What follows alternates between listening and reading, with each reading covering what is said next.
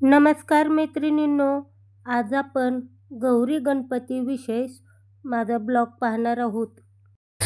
सुरुवातीला आम्ही गौरीची सर्व तयारी केली. मी आणि माझ्या मुलींनीच सर्व तयारी केली होती. मग आम्ही गौरी घेऊन घरात तिचे वाजत गाजत स्वागत केले. हे सर्व डेकोरेशन माझ्या लहान मुलींनीच केले होते. ती फक्त 13 वर्षाचीच आहे आणि खूप छान डेकोरेशन करते. नंतर आम्ही गौरी मकरामध्ये स्थापन केल्या आणि त्यांचे पूजन केले. आरती, दिवे आणि नैवेद्य दाखवून आम्ही गौरींचे पूजन केले. गौरी खूपच छान दिसत होत्या, त्यामुळे आमच्या मुलांना खूपच आनंद झाला.